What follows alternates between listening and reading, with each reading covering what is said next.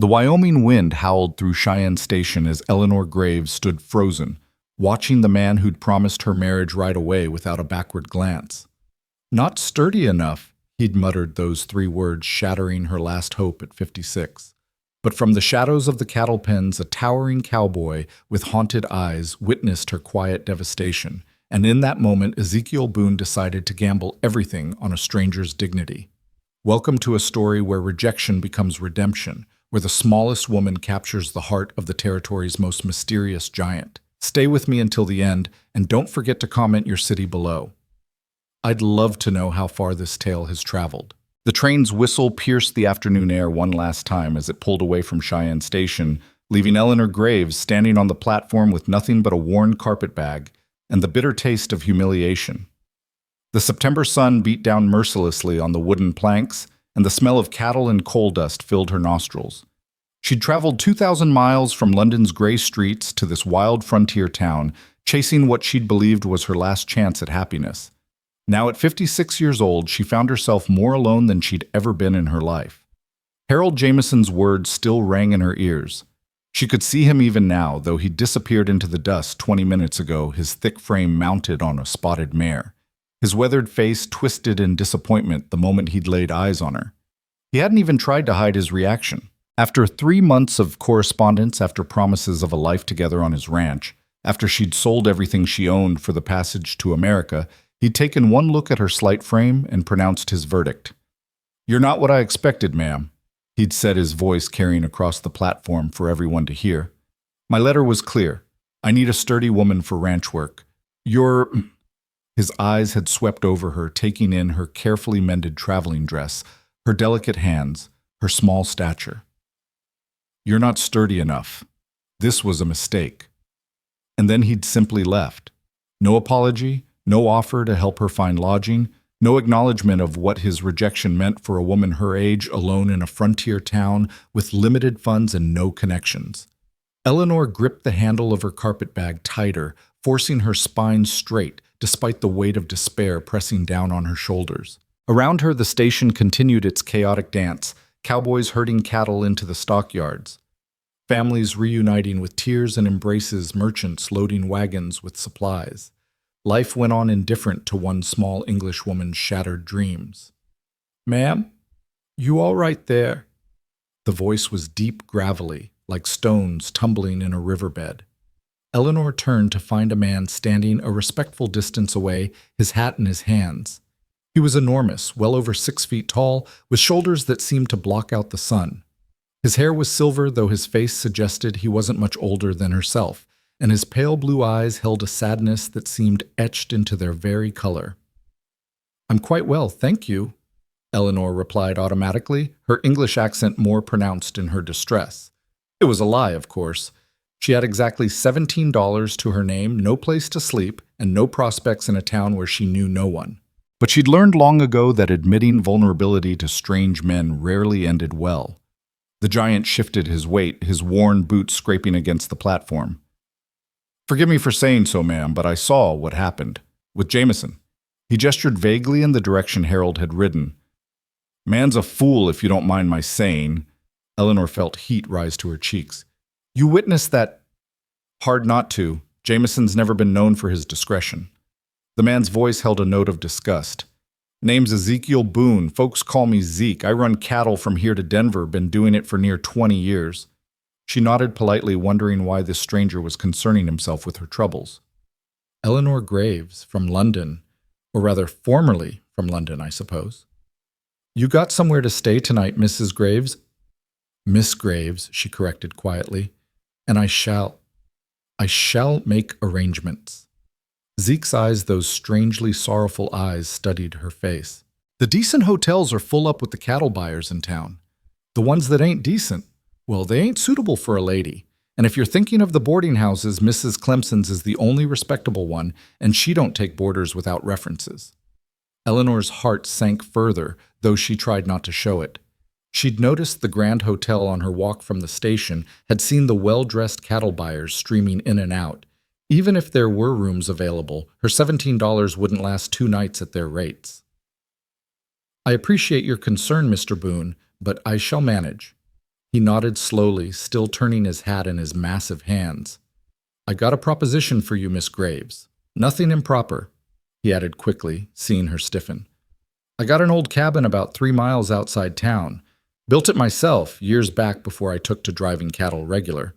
It's empty now. I mostly sleep under the stars or in the bunkhouse when I'm in town. It ain't much, but it's clean, got a good stove, and a well that don't run dry. You could stay there while you figure things out. Eleanor stared at him, searching his weathered face for signs of deception or worse intentions. Why would you offer such a thing to a complete stranger? Zeke was quiet for a long moment, his gaze drifting to the horizon. Maybe because I know what it's like to be somewhere you don't belong with nowhere to turn. He met her eyes again. And maybe because I recognize good folk when I see them. You held your head high when Jameson shamed you in front of half the town. That takes a particular kind of strength. Mr. Boone, I couldn't possibly. It's sitting empty, he interrupted gently. Been empty for 2 years now. Roof might need some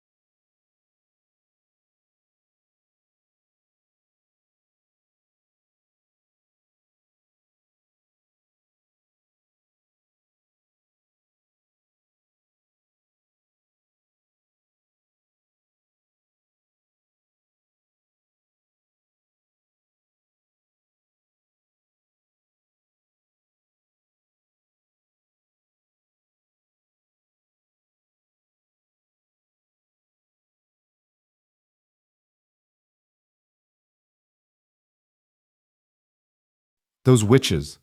Those absolute witches. They're not wrong about the appearance of things, Eleanor said slowly. I am living in his cabin. So what'll... Adelaide demanded. Half the women in this town have stories that wouldn't bear close scrutiny. Mrs. Clemson herself was a dance hall girl before she married. Mrs. Davies had her first baby 6 months after her wedding. And Mrs. Hartwell. Let's just say the minister wasn't her first choice of husband. But they're established now, respectable. I'm an outsider. Sarah made a disgusted noise. You're not going to let those dried-up biddies chase you off, are you? I don't want to cause trouble for Zeke. He's been nothing but kind to me. Zeke can handle himself, Sarah said firmly. The question is, what are you going to do? Before Eleanor could answer, the shop door opened once more. This time it was Zeke himself, his large frame filling the doorway, his face like thunder. I just heard from Tom Chen that some women were coming here to harass you, he said, his pale eyes finding Eleanor immediately. Are you all right? I'm fine. The lie came automatically. She's not fine, Adelaide corrected. Those harpies accused her of living in sin with you and threatened to ruin her reputation if it continues. Zeke's expression darkened further. Eleanor had never seen him truly angry before, and it was frightening to witness. His hands clenched into fists the size of ham hocks, and for a moment she thought he might actually hit something. They said that to your face, it's all right, Zeke, they're concerned about propriety. They're concerned about having something to gossip about. His voice was controlled, but Eleanor could hear the rage underneath. Sarah Adelaide, could you give us a moment? The two women exchanged glances, but left Adelaide turning the shop sign to closed as they went. Zeke moved closer to Eleanor, his anger seeming to dissipate as he focused on her. I'm sorry. This is my fault. I should have thought about how it would look you living in the cabin. You gave me shelter when I had nowhere else to go. I'll never regret that. But your reputation... My reputation? Eleanor laughed bitterly. I'm a 56-year-old spinster who was publicly rejected at the train station. What reputation do I have to protect? You have the reputation of being a fine woman and a skilled artisan. You have the respect of good people. That matters. Eleanor felt tears prick her eyes. Does it? Because those women made it clear that none of that matters if I'm seen as improper. Zeke was quiet for a moment, then he said something that shocked her. Marry me. What? Marry me. Today. Now. Then there's nothing improper about you living in the cabin. He took her hands, his own trembling slightly. I know I said I wanted to court you proper, but if these biddies are going to make your life miserable, you can't propose marriage just to save my reputation. I'm not. His eyes were intense, serious. Eleanor, I've been thinking about it since last night. Since before last night, if I'm honest. You've brought light back into my life. You've made me remember what it feels like to look forward to tomorrow. I know it's fast. I know we barely know each other, but we're not children. We know what we want, what we need. And what I need is you. Eleanor stared at him, her heart racing. Zeke, I care for you, but marriage, that's forever. God willing, yes. He squeezed her hands gently. But we both know forever isn't as long as we once thought it was. Margaret taught me that. Your fellow in London taught you. We've both learned that life is short and uncertain. Why waste time on conventions when we could be happy? Is that what we'd be happy? I think we could be. I think we already are when we're together. He pulled her closer and she could smell the leather and soap scent of him. Eleanor, I'm not Harold Jameson. I'm not offering you a business arrangement or a position as an unpaid ranch hand. I'm offering you partnership, companionship, love if you'll let it grow. Eleanor's mind was spinning. Everything was happening so fast. Yesterday, she'd been a seamstress living quietly in a borrowed cabin. Today, she was at the center of a scandal, receiving a marriage proposal from a man she'd known for 3 months. I need time to think, she said finally. Of course. He released her hand, stepping back. But Eleanor, those women, they don't speak for the whole town. And even if they did, I wouldn't care. Let them gossip. Let them clutch their pearls and condemn us. I've spent 2 years as a dead man walking. You've made me want to live again. That's worth more than all the propriety in the world. He left then, and Eleanor stood alone in the shop, her hands still warm from his touch. Through the window, she could see people passing by, some glancing in curiously. The gossip would be all over town by evening. By tomorrow, everyone would have an opinion about her situation. Adelaide and Sarah returned, finding her sitting at the sewing table staring at nothing. "Well?" Adelaide demanded. "What did he say?" "He proposed." Both women gasped. Sarah recovered first. "And I told him I needed to think." "Think about what—" Adelaide was practically bouncing. "The man's offering you marriage protection, a home. He's offering me those things for the wrong reasons, to protect me from gossip." Sarah snorted. "Eleanor, I've known Zeke Boone for 20 years. That man doesn't do anything he doesn't want to do. If he's proposing, it's because he wants to marry you, not because some busybodies are flapping their gums." Eleanor wanted to believe that, but doubt gnawed at her. What if Zeke was just being noble? What if he regretted it later? What if she was just a replacement for Margaret, a way to fill the empty cabin with life again? She worked the rest of the day in a daze, her hands moving automatically through familiar tasks while her mind churned. Customers came and went, some treating her normally, others with a new reserve that told her the gossip was spreading. As she walked home that evening, she noticed more stares than usual, more whispered conversations that stopped when she passed. The 3-mile walk seemed longer, lonelier. When she finally reached the cabin, she found a note tucked into the door. "Eleanor," it read in Zeke's careful hand. "Whatever you decide, know that the offer to stay in the cabin stands. No conditions, no expectations. You have a home here as long as you want it. Z." She went inside and built up the fire, then sat in Margaret's rocking chair holding the note. Around her, the cabin felt different now that she knew its history, understood the love that had gone into building it. Every board, every stone, placed by Zeke's hands for the woman he'd loved. Could she live with being second in his heart?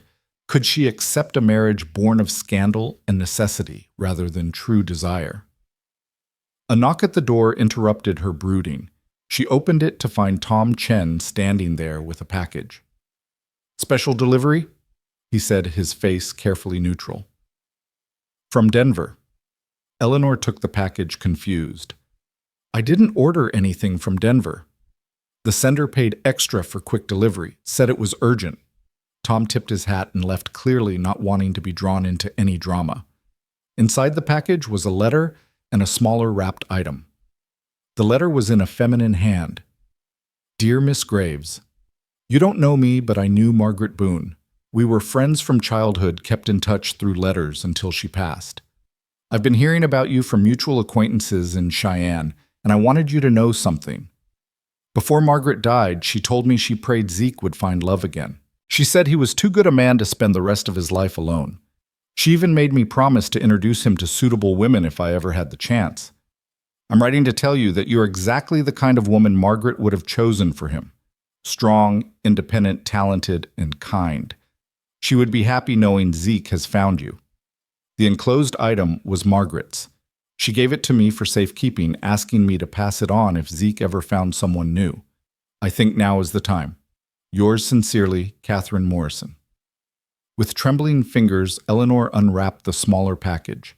Inside was a ring, simple but beautiful, with a small sapphire surrounded by tiny diamonds. There was another note. "For the woman who teaches him to smile again. M." Eleanor sank into the rocking chair, the ring cradled in her palm. Margaret had thought of this, had planned for it. She'd loved Zeke enough to want him to be happy after she was gone. The fire crackled and outside snow began to fall again. Eleanor closed her eyes and tried to imagine her life 5 years from now. She could stay as she was the respectable spinster seamstress fighting gossip and maintaining her independence. Or she could take the risk, marry a man she'd known for 3 months, and build something new from the ashes of their separate griefs. When she opened her eyes, she knew what she had to do. The next morning, she dressed carefully in her best day dress, not the blue silk that would be too much, and walked to town earlier than usual. She went straight to the hotel where Zeke stayed when he was in town, ignoring the stares and whispers that followed her. The clerk looked scandalized when she asked for Zeke's room number, but he provided it, probably already composing the gossip he'd share later. Eleanor climbed the stairs, her heart pounding, and knocked on the door. Zeke answered in his shirt sleeves, his face showing surprise and something that might have been hope. "Eleanor, is everything all right?" "May I come in? I know it's not proper, but then apparently I'm already ruined. So what does it matter? He stepped aside, immediately closing the door behind her. His room was sparse but clean, just a bed, a chair, and a small table with his few possessions. I received a package yesterday, Eleanor said without preamble. From Denver, from Catherine Morrison. Zeke's face changed, recognition flickering in his eyes. Catherine, Margaret's friend. Eleanor held out the ring. She sent me this. Said Margaret wanted you to give it to someone new. Someone who made you smile again. Zeke stared at the ring, his throat working. Margaret's grandmother's ring. I thought it was lost. Margaret must have... His voice broke slightly. She loved you enough to want you to be happy, even after she was gone. She was like that, always thinking of others. He looked up at Eleanor. Is that why you're here, because of Margaret's blessing? No. I'm here because I realized something last night. Those women with their threats and their gossip, they're trying to make me afraid. They want me to run to hide, to apologize for existing in a way they don't approve of. Eleanor moved closer to him. But I've been afraid my whole life. Afraid of ending up alone, afraid of taking chances, afraid of wanting too much. And where did that fear get me? 56 and alone, rejected at a train station. Eleanor, I'm not finished. She took a breath. You asked me to marry you to protect my reputation. But I don't care about my reputation. I care about you. I care about the way you noticed my cold feet and bought me boots. I care about the way you dance like Margaret taught you, but you look at me like I'm the only woman in the room. I care about the way you've made me feel valuable again, not for what I can do, but for who I am. What are you saying? I'm saying yes. Not because of gossip or propriety or protection, but because I want to wake up every morning knowing you're there, because I want to sit by the fire in the evenings and tell you about my day, because I want to build something with you, something that's ours. She held out the ring. Because I think I'm falling in love with you, and that terrifies me more than any gossiping busybody ever could. Zeke took the ring from her hand and set it carefully on the table. He cupped her face in his large hands, his touch infinitely gentle. Eleanor Graves, you are the strongest woman I've ever known. I'm not strong. I'm scared to death. That's what makes you strong. You're scared, and you're doing it anyway. He leaned down, resting his forehead against hers. I love you, not because you remind me of Margaret or because you fill the empty spaces she left. I love you because you're Eleanor, because you hold your head high when the world tries to break you, because you see beauty in an old cabin and possibility in a broken-down cowboy. You're not broken. I was, until you. He pulled back slightly, reaching for the ring. This ring has seen one good marriage. I think it's ready for another. Eleanor Graves, will you marry me? Not to save your reputation, not to quiet gossips, but because I want to spend whatever years I have left making you happy. Yes, she whispered. Yes, Zeke. He slipped the ring onto her finger. It fit perfectly, as if it had been waiting for her all along. Then he kissed her soft and sweet, a promise of all the kisses to come. When they finally pulled apart, Eleanor was crying and laughing at the same time. What do we do now? Now we get married. Today, if you're willing, before those biddies have time to cause more trouble. Today? But I don't have a dress. Wear the blue one. The one that made me realize I was in love with you. Eleanor smiled through her tears. All right, today. They were married that afternoon in the small courthouse with Sarah McKenna and Tom Chen as witnesses. Word spread through the town like wildfire, and by the time they emerged as husband and wife, a small crowd had gathered. Some faces were disapproving. Mrs. Clemson looked like she'd swallowed a lemon, but many were smiling. Adelaide actually cheered, and several of Eleanor's clients applauded. Let them talk, Zeke murmured in her ear as they walked to his wagon. We know the truth. The truth, Eleanor thought, as she sat beside her new husband for the ride home to the cabin he'd built with love, where they would build new love together. The truth was that sometimes the best things came from the worst circumstances. Harold Jameson's rejection had led her to Zeke. The gossip's threats had pushed them to acknowledge what was already growing between them. That night, as snow fell softly outside and the fire crackled in the hearth, Eleanor sat in Margaret's rocking chair. her rocking chair now wearing Margaret's ring wrapped in Margaret's quilt held in Zeke's arms. And she knew with a certainty that went bone deep that she was exactly where she was meant to be. "Thank you," she whispered to the memory of the woman who'd loved this man first and loved him well enough to let him go. The wind answered through the cottonwoods, and Eleanor could almost swear it sounded like a blessing. The morning after their wedding dawned clear and cold, with frost painting delicate patterns on the cabin windows. Eleanor woke slowly, disoriented for a moment by the warm presence beside her. Zeke was already awake, propped on one elbow, watching her with an expression of such tenderness it made her chest tight. "Good morning, Mrs. Boone," he said softly. Mrs. Boone. She was Mrs. Boone now. The reality of it hit her afresh, and she found herself touching the ring on her finger to make sure it was real. Having second thoughts, Zeke asked, a hint of worry creeping into his voice. "No, just adjusting. Yesterday morning, I was a spinster seamstress. This morning, I'm a married woman." "Regrets?" She reached up to touch his face, feeling the roughness of stubble under her palm. "Not a single one." He caught her hand and kissed her palm, then rose from the bed. "Stay warm. I'll get the fire going and make coffee." Eleanor watched him move around the cabin, stoking the fire with practiced efficiency, filling the coffee pot with water from the barrel.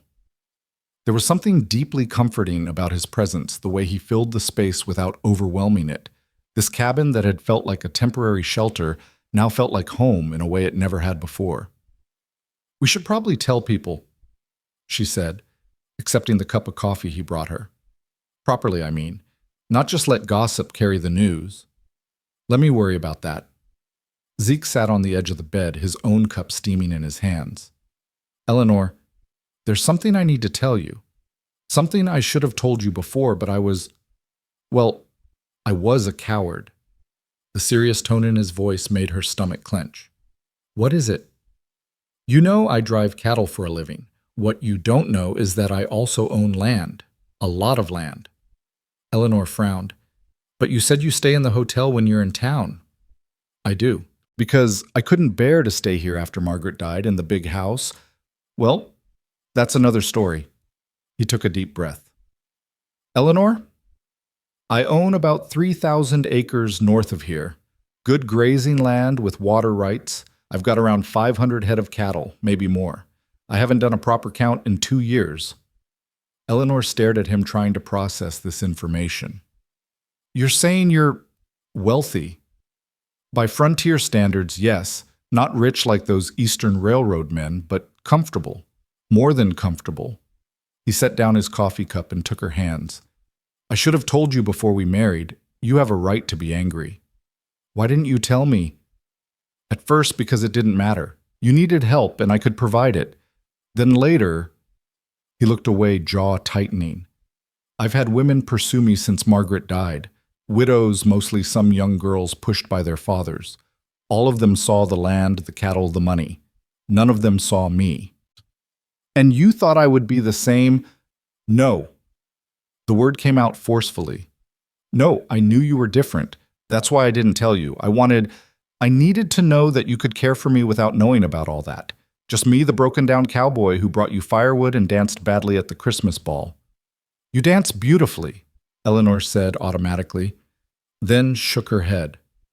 "Zeke, I don't care about your money. I married you yesterday with no idea you had anything beyond this cabin and your wages from driving cattle. I know, that's why I'm telling you now, because you deserve the truth, all of it." He stood and moved to the window, looking out at the frost-covered prairie. "The big house is about 5 miles north of here. I built it for Margaret when the cattle started doing well. She lived there for exactly 3 months before the fever took her. I haven't been back since the funeral." Eleanor rose and went to him, wrapping her arms around him from behind. "We don't have to go there. We can stay here.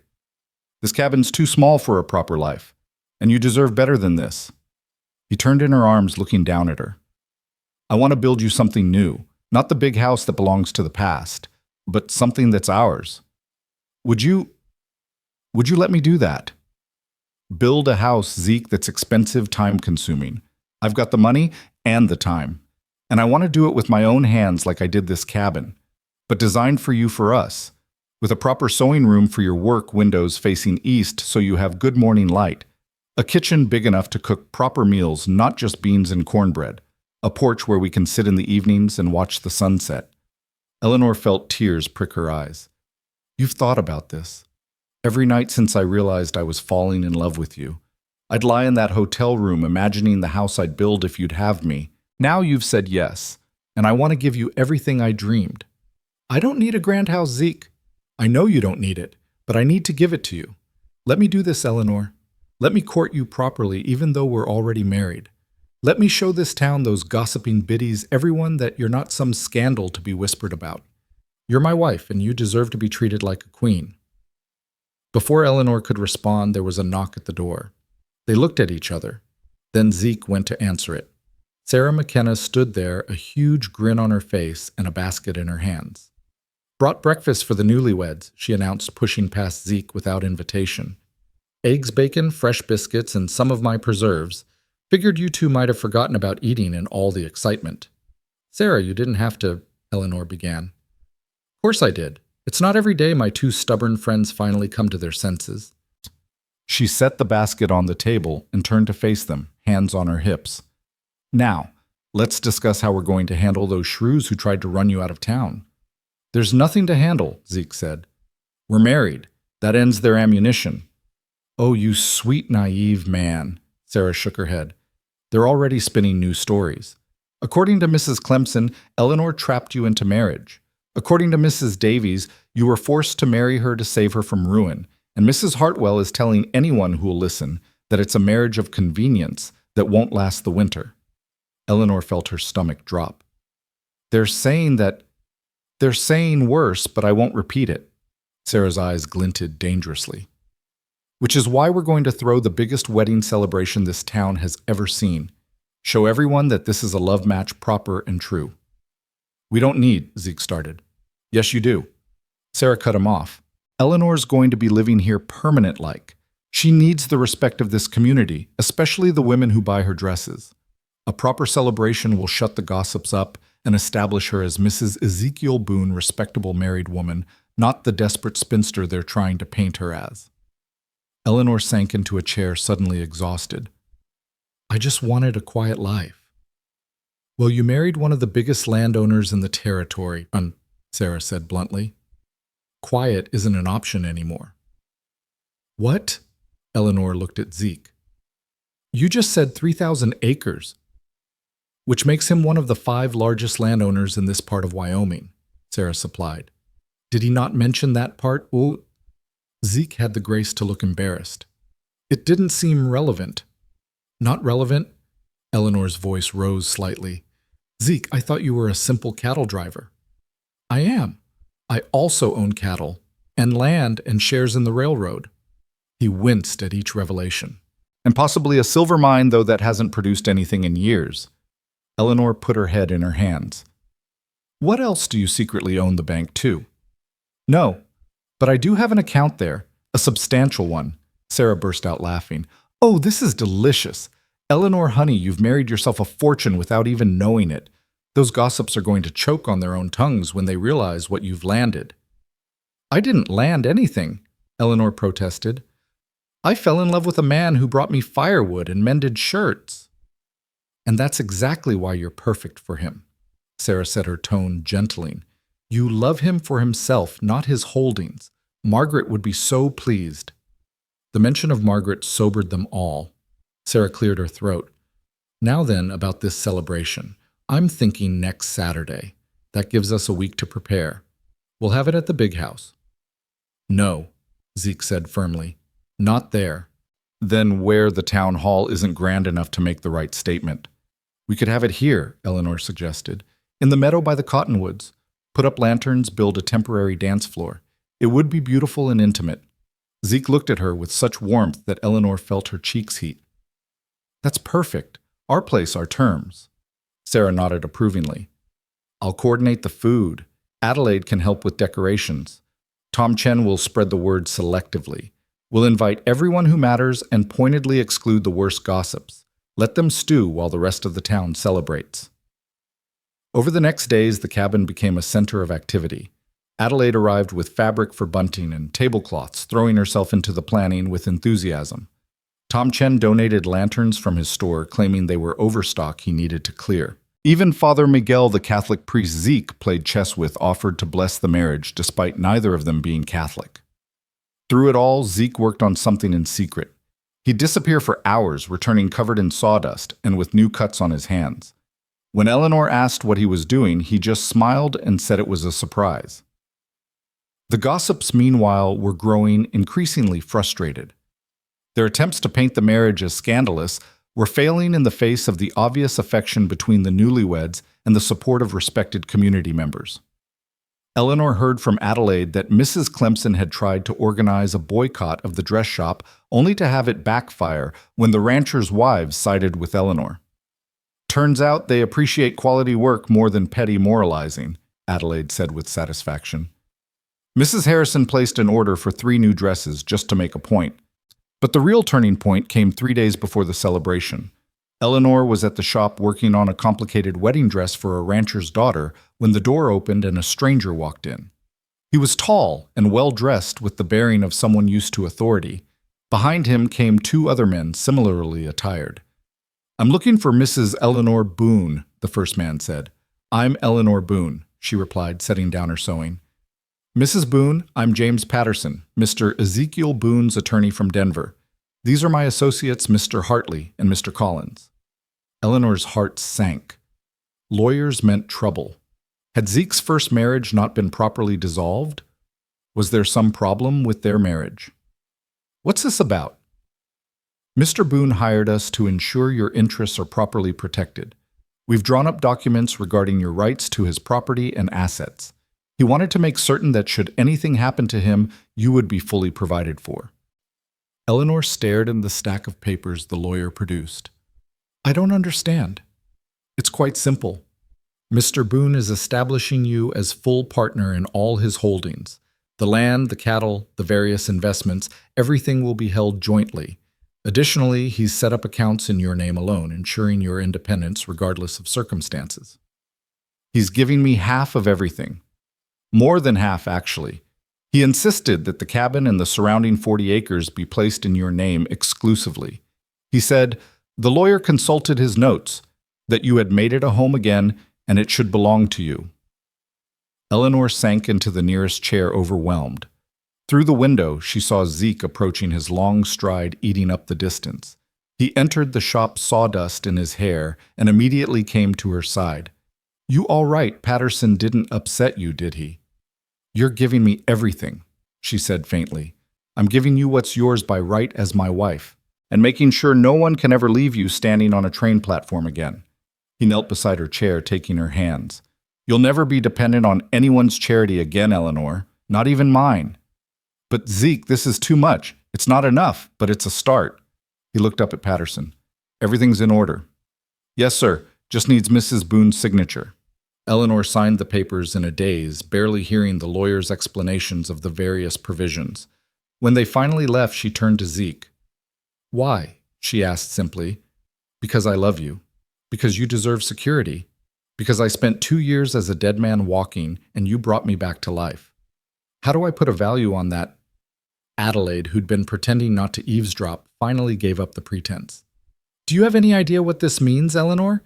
You're not just married to money, you are money now. Those gossips are going to lose their minds." But Eleanor wasn't thinking about the gossips. She was thinking about the man in front of her covered in sawdust and looking at her like she was the answer to every prayer he'd never dared to pray. "Show me what you've been building," she said suddenly. Zeke's face lit up. Now. They rode out to a spot about a mile from the cabin where Eleanor discovered Zeke had been laying the foundation for a house. But not just any house, he'd been studying her movements, her habits, her needs, and designing accordingly. "The sewing room faces northeast," he explained, walking her through the marked spaces. "You'll get morning light, but not the harsh afternoon sun. The kitchen is here with windows on 2 sides for cross-ventilation. The bedroom faces east so you can watch the sunrise. And here," he led her to a spot overlooking a small creek she hadn't known existed. "The porch. Big enough for 2 rocking chairs and a small table. We can sit here in the evenings and watch the light change on the mountains. Eleanor walked through the outlined rooms, imagining walls and windows, doorways, and furniture. It wasn't grand like what she imagined the big house to be. It was perfect-sized for two people who wanted to be close, not lost in empty spaces. When did you start this? The day after the Christmas ball. I knew that night I wanted to marry you. Started planning the next morning. Before you even proposed, I was hopeful. He pulled her close. Or desperate, depending on how you look at it. Hopeful, she said firmly, standing on her toes to kiss him. Definitely hopeful. The day of the celebration arrived clear and bright, unseasonably warm for January. The meadow by the cottonwoods had been transformed with lanterns, tables covered in white cloths, and a wooden platform for dancing that Zeke and several hired hands had constructed. It seemed like half the territory had come ranchers and townspeople, cowboys and shopkeepers, all mingling in their finest clothes. Eleanor wore the blue silk dress, now altered with additional embroidery that caught the light like stars. Zeke was in a new suit that Eleanor had secretly made for him, fitting his broad frame perfectly. They stood together greeting guests, and Eleanor was struck by how natural it felt, as if they'd been married for years instead of days. Even Harold Jameson came, though he kept his distance. His Kansas widow looked miserable, and Eleanor heard from Tom Chen that she was already talking about going back to Kansas. Apparently, Harold's ranch wasn't what he'd advertised, and his temper was worse than his correspondence had suggested. "Feel sorry for her," Eleanor murmured to Zeke. "I feel sorry for him," Zeke replied. "He had the chance to marry you and threw it away. Man's got to live with that stupidity the rest of his life." The party was in full swing when Mrs. Clemson arrived with her coterie. Eleanor tensed, but Zeke squeezed her hand reassuringly. "Mrs. Boone?" "Mrs." Clemson said stiffly. "Mr. Boone." "Mrs. Clemson," Zeke replied coolly. "I wasn't aware you were invited. I assumed it was a community celebration. It is, for the community that supports us." His tone was polite but firm. "Those who tried to damage my wife's reputation might find themselves more comfortable elsewhere." Mrs. Clemson's face flushed. "I was merely concerned with propriety." "You were concerned with gossip and control," Sarah interrupted, appearing at Eleanor's other side. "And now you're realizing you picked the wrong enemy. Eleanor Boone has more class in her little finger than you have in your entire body, and everyone here knows it." The crowd had noticed the confrontation conversations dying as people turned to watch. Eleanor felt the weight of their attention, but stood straight, drawing on the same strength that had carried her through Harold's rejection. "Mrs. Clemson," she said quietly but clearly, "you tried to destroy me because I didn't fit your narrow view of respectability, but I won't let bitterness poison this day. You're welcome to stay and celebrate with us, or you're welcome to leave. The choice is yours."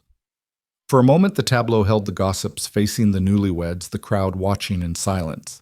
Then Mrs. Harrison, the judge's wife, deliberately walked over to Eleanor and linked arms with her.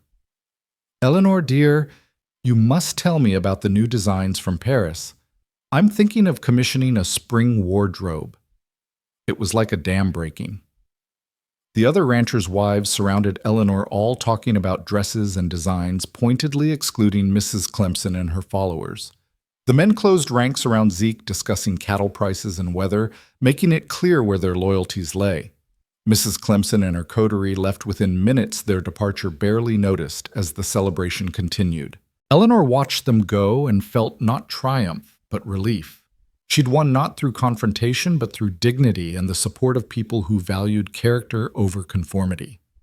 "You handled that perfectly," Zeke murmured in her ear as they took to the dance floor. "I learned from the best," she replied. "You taught me that dignity is its own defense." They danced as the sun set, turning the prairie golden. Around them, their neighbors and friends celebrated not just a marriage, but a victory of love over prejudice, courage over gossip. Eleanor saw Adelaide dancing with the banker's son, Sarah, holding court at a table of ranchers, Tom Chen teaching Father Miguel some kind of card game. "Do you ever regret it?" Zeke asked suddenly.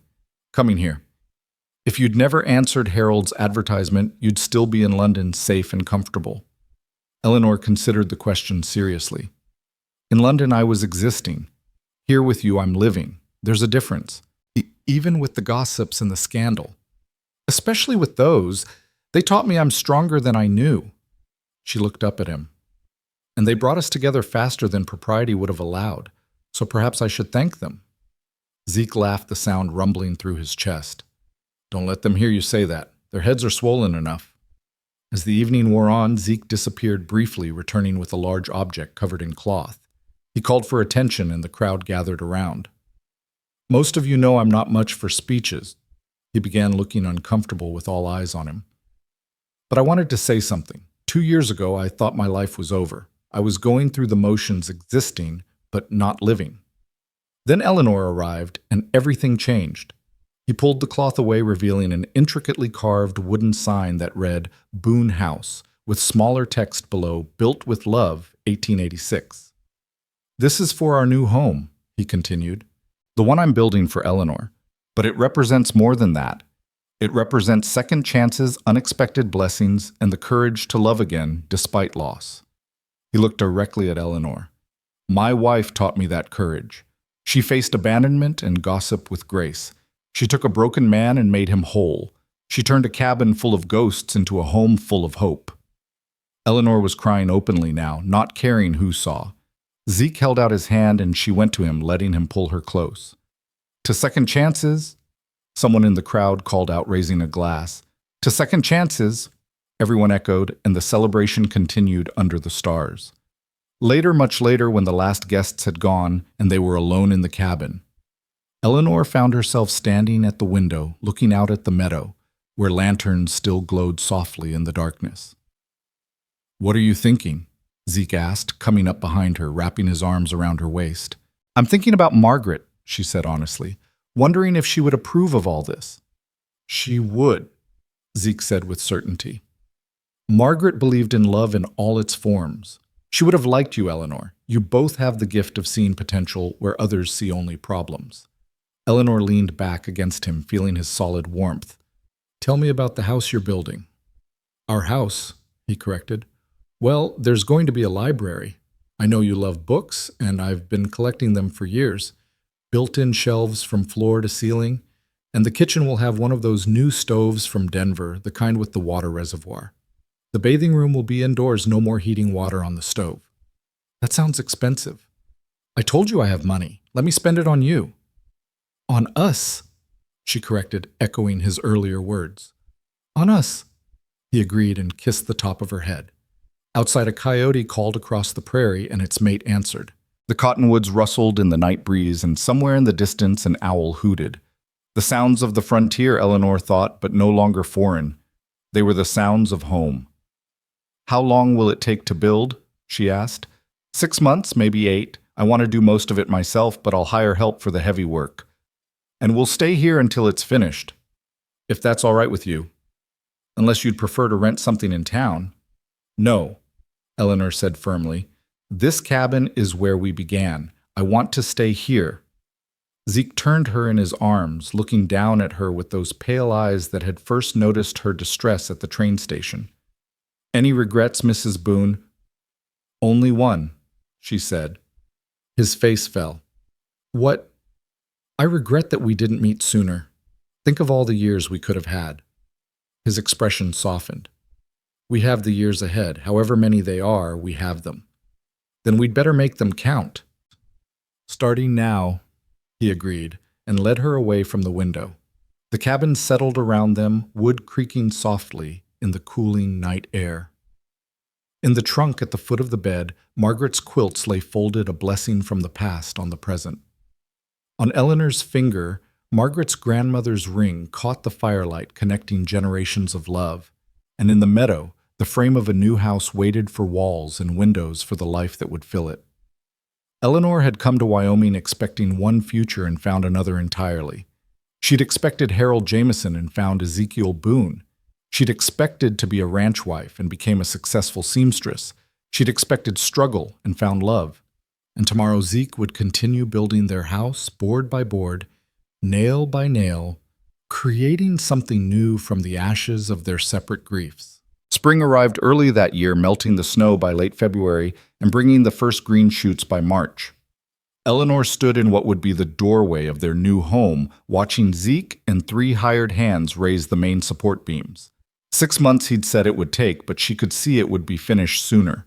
Her husband worked with a focused intensity that reminded her of their first weeks together, when every action had seemed deliberate as a prayer. "Mrs. Boone," one of the workers called out, "where did you want the window for the sewing room again?" Eleanor walked over to the eastern wall, marking the spot with chalk. "Here, large enough for good light, but not so large that it weakens the wall." The young man nodded respectfully. Word had spread through the territory about Ezekiel Boone's new wife, the English seamstress who'd transformed from abandoned bride to successful businesswoman to wealthy rancher's wife in less than 6 months. But more than that, the workers had seen how Zeke looked at her, how he consulted her on every decision, how he designed this entire house around her needs and preferences. "Eleanor," Sarah McKenna's voice carried across the construction site. She was approaching in her wagon, and she wasn't alone. Adelaide sat beside her, and in the back were several boxes and what looked like rolls of fabric. "What's all this?" Eleanor asked, helping Adelaide down from the wagon. "Wedding gifts that have been arriving at the shop," Adelaide explained. "From clients from Denver, suppliers who want to maintain good relations with you, even one from Mrs. Harrison's sister in San Francisco." Eleanor was touched. In the months since their wedding celebration, the community had embraced her fully. The gossips had been thoroughly silenced when it became clear that the Boone's marriage was not only legitimate, but genuinely affectionate. Mrs. Clemson had actually left town claiming she needed to care for a sick sister in Nebraska, though everyone knew she simply couldn't bear her loss of social standing. "There's something else," Sarah said, her expression serious. "Harold Jameson's in trouble." Zeke looked up from where he was securing a beam. "What kind of trouble?" "His Kansas widow left him, took the stage back home yesterday. But before she left, she stopped at Tom Chen's store and told quite a story. Apparently Harold's been misrepresenting his situation to all these women he's been corresponding with. The ranch is mortgaged to the hilt, he owes money all over town, and he's been drinking heavily." Eleanor felt a complicated mix of emotions. There was no satisfaction in Harold's downfall, only a kind of distant pity. "What will he do, Ike? Who knows? But Tom Chen says he's been asking about you, Eleanor, making comments about how you stole the wealth that should have been his." Zeke's expression darkened. "He needs to be careful with that kind of talk." "He's desperate," Sarah said, "and desperate men do foolish things." The warning proved prophetic. 3 days later, Eleanor was alone in the cabin working on an elaborate wedding dress for the governor's niece, her most prestigious commission yet, when she heard horses approaching. Through the window, she saw Harold Jameson dismounting, and he appeared to have been drinking. She considered not answering when he knocked, but the door was slightly open for the spring breeze, and he'd already seen her. She stood in the doorway, not inviting him in. "Harold," she said coolly. "Eleanor." His eyes were bloodshot, his clothes disheveled. Or should I say Mrs. Boone, the wealthy Mrs. Boone. "What do you want?" "What do I want?" He laughed bitterly. "I want to understand how I ended up with nothing while you ended up with everything. You were nothing when you got off that train, small, weak, useless for ranch work. Now you're married to one of the richest men in the territory. I'm married to a good man who values me for who I am, not what I can do for his ranch. You tricked him, seduced him. That wealth should have been mine. If I'd married you, I'd have gotten close to Boone, could have made deals, partnerships." Eleanor suddenly understood. "You knew who Zeke was. You knew he owned the cabin. That's why you're really angry, not that I succeeded, but that you missed an opportunity." Harold stepped closer, and Eleanor smelled whiskey on his breath. "You owe me. I brought you here. Without my advertisement, you'd still be in London stitching clothes for pennies. Without your advertisement, I'd have never met my husband. So perhaps I should thank you." Eleanor kept her voice steady, though her heart was racing. "But you need to leave now. Zeke will be back soon." "Zeke's in town. I saw him at the lumber mill." Harold reached out as if to grab her arm, but Eleanor stepped back into the cabin, her hand going to the rifle Zeke had shown her how to use. "Leave! Now!" Harold's face twisted with rage. You think you're better than me now. You're nothing but a fortune hunter who got lucky. She's my wife, and you're trespassing. Zeke's voice came from behind Harold, cold and dangerous. Eleanor hadn't heard him approach, but there he stood, his massive frame filling the yard. Behind him were two of the ranch hands, both armed. Harold spun around, stumbling slightly. Boone, I heard what you were doing. Zeke moved forward and Harold backed away. You come near my wife again. You speak her name again. You even look in her direction again, and I'll forget I'm a civilized man. Understand? Harold's bravado crumbled. He mumbled something and stumbled to his horse. As he rode away, Zeke turned to Eleanor, his expression softening. Are you all right? I'm fine. He was drunk and pathetic, nothing more. But her hands were shaking slightly, and Zeke noticed. He pulled her into his arms. I'm sorry. I should have been here. You can't be here every moment, and I handled it. You did. He pulled back to look at her. You're stronger than he ever imagined, than any of them imagined. That night as they lay in bed, Zeke told her that he'd paid off Harold's mortgage. Not for him, he explained when Eleanor expressed surprise. But his ranch borders our land. When he inevitably loses it, and he will, I want to make sure it doesn't go to someone who might cause problems. You're buying him out. I'm positioning us for the future. Our children will need land. Eleanor went very still. They hadn't talked about children. At her age, it seemed impossible, though not unheard of. Zeke, I know it might not happen, he said gently. But if it does, I want to be ready. And if it doesn't, we'll have each other. That's more than enough for me. She kissed him, then pouring all her love and gratitude into the gesture. Later, she would wonder if that was the night their miracle began. But for now, she simply held her husband and marveled at how completely her life had transformed. The house progressed rapidly over the next weeks. The roof went on just as the spring rains began, and Zeke insisted on testing it by standing inside during a thunderstorm checking for leaks. The windows arrived from Denver real glass that made Eleanor cry when she saw how much light they let in. The stove was installed, a marvel of modern engineering that heated water and cooked food with equal efficiency. But it was the small touches that moved Eleanor most. Zeke had carved decorative elements into the wood flowers and vines around the door frames, her initials intertwined with his above the fireplace. He'd built shelves at exactly the right height for her to reach positioned mirrors, where they'd catch the best light for her sewing work. Every detail spoke of attention, care, and love. The sewing room was completed first, and Eleanor began moving her work there even before the rest of the house was finished. The light was perfect, flooding the space from morning until mid-afternoon. She could see for miles through the large window, watching the prairie change with the seasons while she worked. It was in this room on a bright May morning that she first felt the flutter in her belly. She'd been ignoring the signs for weeks, the nausea she attributed to excitement about the house, the fatigue she blamed on working too hard. But this flutter was unmistakable. She'd felt it once before 25 years ago in a different life when she'd been engaged to another man. That pregnancy had ended in miscarriage, and the end of her engagement, but she'd never forgotten the feeling. She found Zeke working on the porch railings, carefully sanding each piece smooth. I need to see Dr. Morrison, she said. He looked up immediately, concerned. Are you ill? No. At least not in the way you mean. She took his hand and placed it on her still flat belly. I think we're going to have a baby. The sandpaper fell from his other hand. His face went through a series of expressions, shock, joy, fear, wonder, before settling on something that looked like awe. A baby. But we're old. Eleanor laughed, though there were tears in her eyes. Yes, but not impossible, apparently. Eleanor. He dropped to his knees right there on the unfinished porch, pressing his face against her belly. A baby. It's early. Anything could happen. At my age. No. He looked up at her fiercely. Don't borrow trouble. We'll take each day as it comes. Be grateful for each one. Dr. Morrison confirmed the pregnancy that afternoon, though he was cautious about the prospects.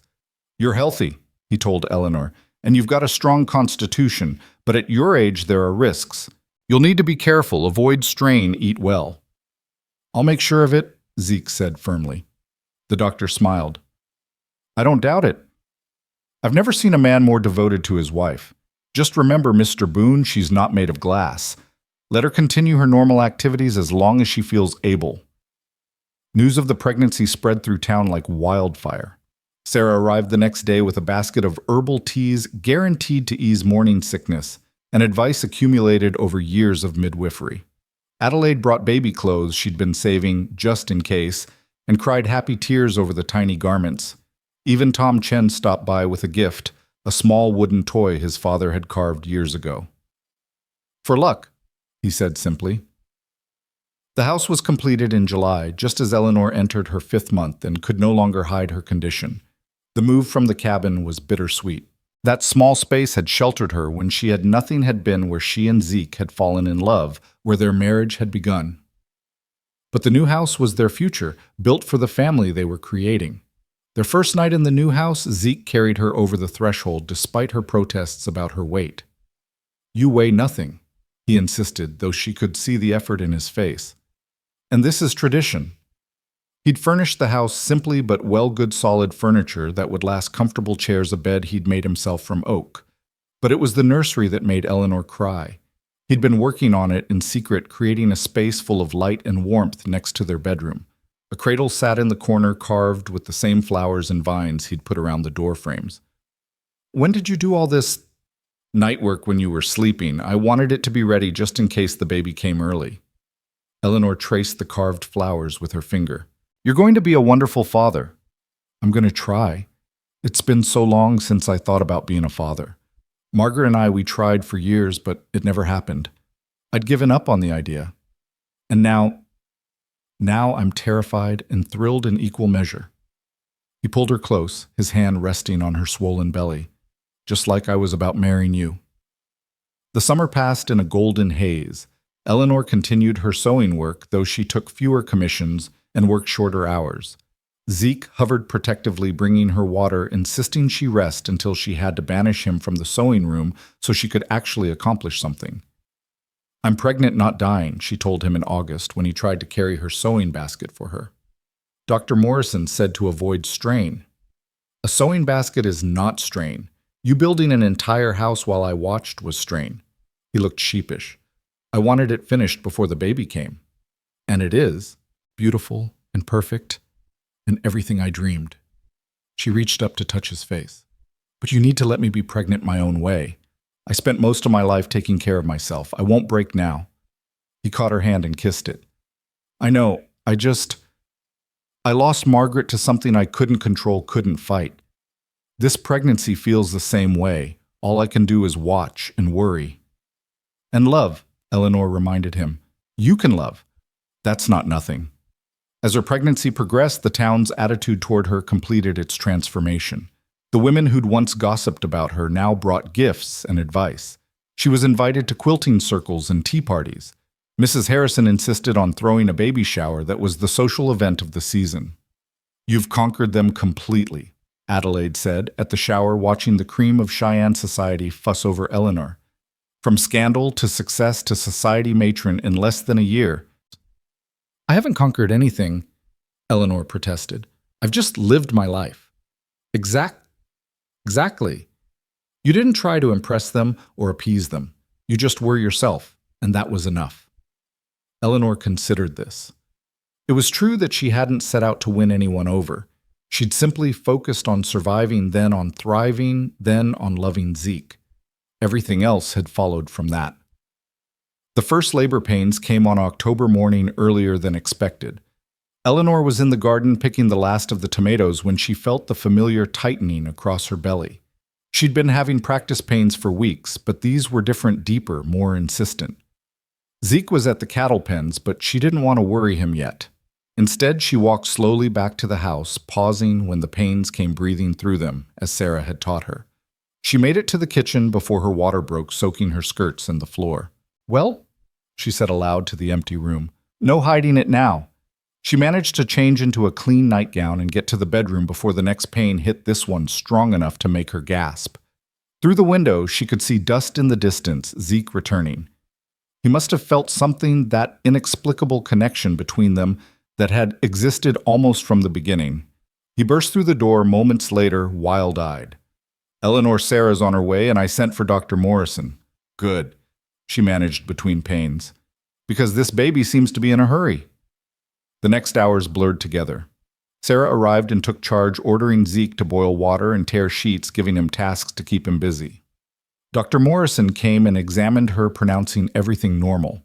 "Progressing well for a first baby at your age," he said, which Eleanor found oddly insulting even through the pain.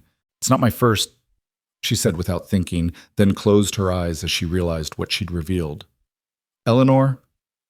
Zeke's voice was gentle questioning.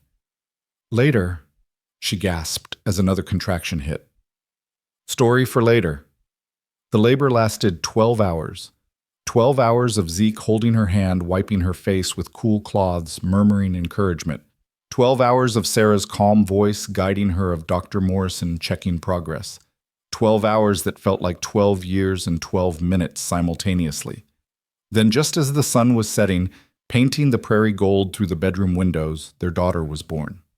She came into the world crying lustily, red-faced and perfect, with a shock of dark hair and her father's pale eyes. "A girl," Dr. Morrison announced, placing the baby on Eleanor's chest. "Small but healthy." Eleanor looked down at her daughter, tears streaming down her face. "Hello, little one. I'm your mama." Zeke was crying, too unashamed, touching the baby's tiny hand with one finger as if afraid she might break. "She's perfect. Eleanor, she's perfect." "What will you name her?" Sarah asked, cleaning up with practiced efficiency. Eleanor looked at Zeke. They'd discussed names but hadn't decided. Now, looking at their daughter, she knew. "Grace," she said. "Grace Margaret Boone." Zeke's eyes widened, then filled with fresh tears. "After Margaret, she brought us together in a way. Her love for you made you the man who could love me. It seems right." Sarah nodded approvingly. Margaret would have loved that. She always wanted children. Later, after the doctor had gone and Sarah was dozing in the chair, Eleanor told Zeke about the pregnancy she'd lost at 23, the fiancé who'd blamed her for the miscarriage and broken their engagement. "I thought I'd never have another chance," she whispered, Grace sleeping in her arms. "And then at 56, you gave me everything I'd given up hoping for." "You gave me the same," Zeke replied, his arm around both of them. "A second chance at love, at family, at life." The news of Grace's birth spread quickly. By the next day, gifts were arriving from all over the territory. Blankets and clothes, toys, and silver spoons. Harold Jameson had indeed lost his ranch and disappeared, some said to California, others to Mexico. Mrs. Clemson never returned from Nebraska. The gossips who'd tried to destroy Eleanor were gone, while she remained stronger than ever. Grace thrived despite the doctor's concerns about Eleanor's age. She was indeed small but fierce with her mother's determination and her father's steady nature. The house that Zeke had built with such care filled with the sounds of baby cries and laughter. Eleanor returned to her sewing when Grace was 3 months old, working while the baby napped in a cradle Zeke had placed in the sewing room. Orders came steadily, her reputation now enhanced by her status as Mrs. Boone. She hired 2 assistants to help with the simpler work, young women from town who needed respectable employment. "You're building an empire," Adelaide said admiringly, watching Eleanor direct her assistants while nursing Grace. "I'm building a life," Eleanor corrected. "A good life." The seasons turned and Grace grew. She took her first steps in the garden Eleanor had planted, said her first word, "Papa," to Zeke's delight, and showed an early interest in her mother's sewing work, reaching for the bright fabrics and threads. On Grace's first birthday, they held a celebration at the house. The entire town seemed to come bringing gifts and good wishes. Eleanor stood on the porch Zeke had built, watching their friends and neighbors celebrate their daughter, and marveled at how completely her life had transformed. "No regrets?" Zeke asked, coming up beside her, Grace in his arms. Eleanor looked at her husband, still tall and strong, despite his 60 years, his face softened by fatherhood. She looked at their daughter, bright-eyed and curious, reaching for her mother. She looked at the house built with love, the garden thriving with care, the prairie stretching endlessly under the vast Wyoming sky. "No regrets?" she said firmly. Not one. Harold Jameson had been wrong. She wasn't too small, too weak, too anything. She was exactly enough, exactly right, exactly where she belonged. The woman who'd stood abandoned on a train platform was gone, replaced by Eleanor Boone, wife, mother, successful businesswoman, and survivor. That night, after the guests had gone, and Grace was sleeping, Eleanor and Zeke sat on their porch in the rocking chairs he'd made watching stars appear in the darkening sky. The coyotes called across the prairie that wild sound that had once frightened her and now meant home. "I never thanked Harold properly," Eleanor said suddenly. "Thanked him." Zeke was incredulous. "If he hadn't rejected me, I'd be on his failed ranch right now, miserable and worked to death. Instead, I'm here with you, with Grace, with a life better than anything I could have imagined." Zeke took her hand, his fingers intertwining with hers. "Then I suppose I should thank him too. His stupidity gave me everything." They rocked in comfortable silence, the creak of the chairs a rhythmic counterpoint to the night sounds. Inside, Grace stirred in her sleep but didn't wake. Tomorrow would bring new challenges, it always did. Grace would grow, the business would expand, life would continue its endless dance of joy and sorrow.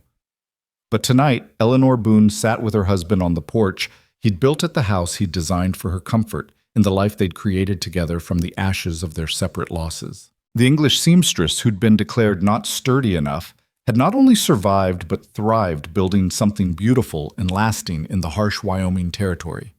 The cottonwoods whispered in the breeze, the same trees that had sheltered the cabin where their love began.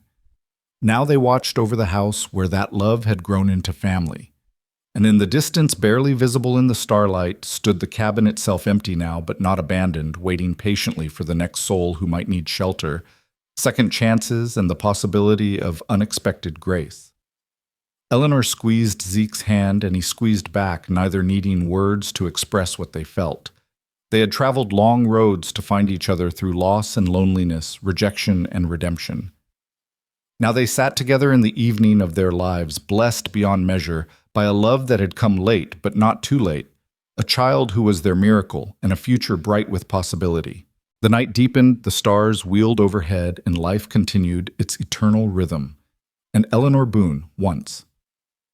Eleanor Graves of London, seamstress and spinster, smiled into the darkness, finally and completely home.